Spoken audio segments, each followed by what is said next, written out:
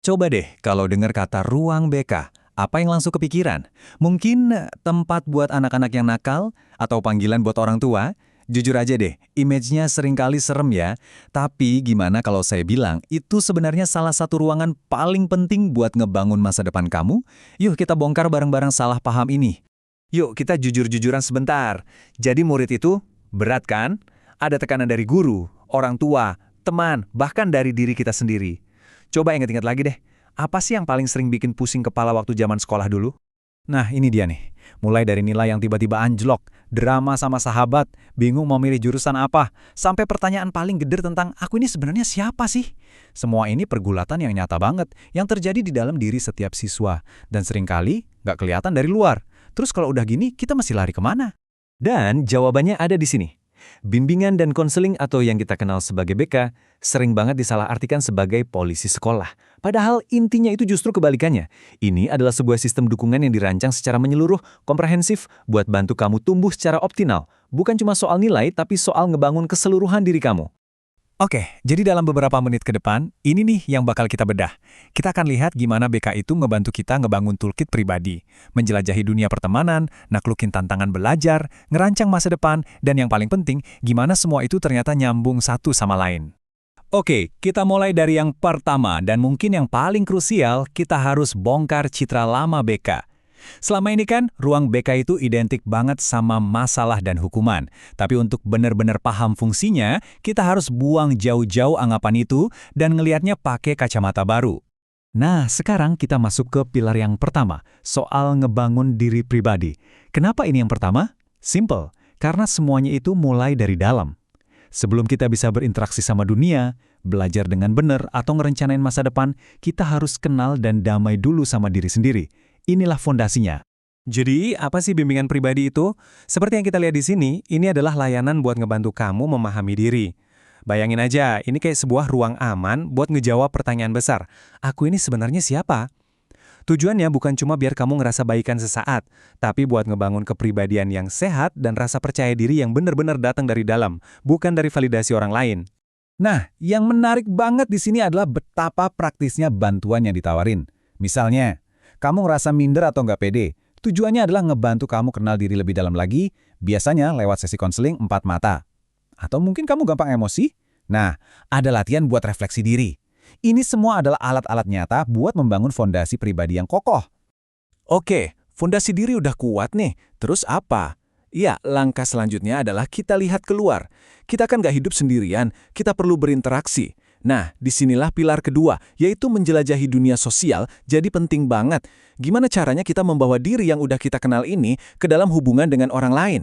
Tentu, kita semua berinteraksi setiap hari. Tapi nih, berinteraksi secara sehat dan efektif itu ternyata sebuah keterampilan yang perlu dilatih. Itulah fungsi bimbingan sosial. Seperti yang bisa kita lihat, tujuannya jauh lebih dalam dari sekedar punya banyak teman. Ini soal membangun hubungan yang didasari rasa saling menghargai dan juga empati. Di sini kita bisa lihat penerapannya. Misalnya, lagi ada konflik sama temen, bimbingan kelompok bisa jadi solusi buat belajar nyelesain masalah bareng-bareng. Atau, saat menghadapi perundungan, simulasi sosial atau role playing itu bisa efektif banget buat ngebangun empati. Ini tuh kayak latihan di dunia nyata buat menghadapi dunia sosial yang kadang rumit. Oke, pondasi pribadi udah, skill sosial juga udah. Sekarang, mari kita ngomongin soal yang paling sering jadi sorotan di sekolah. Belajar. Gimana caranya kita bisa menguasai permainan belajar yang efektif? Ini bukan cuma soal pintar atau enggak, tapi soal strategi. Penting banget buat dicatat ya, bimbingan belajar itu bukan les tambahan. Beda banget. Fokusnya bukan pada apa yang harus dipelajarin, tapi gimana cara belajar yang paling pas buat kamu. Tujuannya adalah nemuin strategi personal kamu, ngatasin hambatan yang mungkin gak kelihatan, dan akhirnya ningkatin prestasi secara berkelanjutan.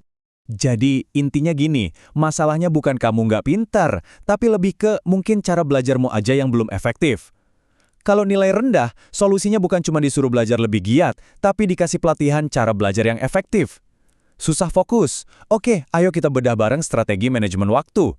Ini soal ngasih alat yang tepat, bukan cuma nuntut hasil. Dan akhirnya kita sampai di pilar terakhir. Ini mungkin kelihatannya paling jauh, tapi justru paling nentuin ngerancang masa depan.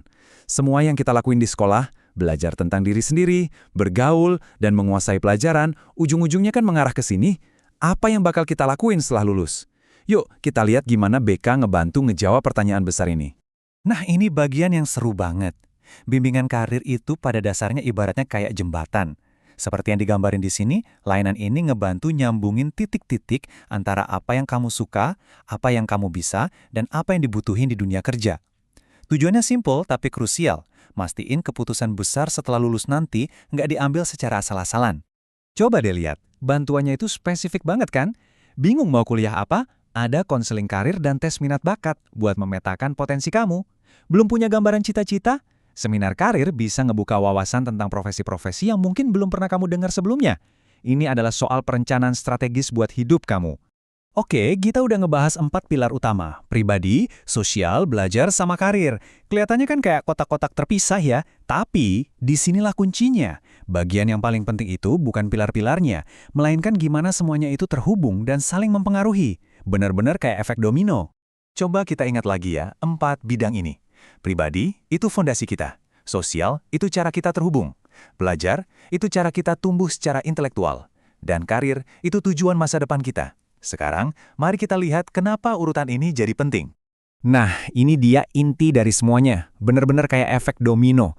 Coba bayangin, seorang siswa yang punya masalah kepercayaan diri, itu bidang pribadi, mungkin bakal jadi canggung pas bergaul, itu sosial, yang kemudian bikin dia susah fokus di kelas, itu belajar, dan akhirnya jadi pesimis soal masa depannya, itu karir. Semuanya nyambung. Jadi, kenapa semua ini penting? Karena sekolah itu tujuannya bukan cuma buat nyetak nilai bagus kan? Tujuan akhirnya adalah membentuk manusia yang utuh, dengan menangani masalah pribadi, sosial, belajar, dan karir secara terintegrasi. BK itu ngebantu siswa bukan cuma buat lulus ujian, tapi buat berhasil dalam kehidupan. Ini semua ninggalin kita sama satu pertanyaan penting buat direnungin bareng-bareng. Dengan memahami peran BK yang sebenarnya, kita jadi sadar kalau pendidikan terbaik itu adalah yang nggak cuma ngisi kepala dengan fakta, tapi juga ngebangun hati, karakter, dan visi buat masa depan. Mungkin udah saatnya kita ngelihat ruang BK bukan sebagai tempat hukuman, tapi sebagai pusat pengembangan diri.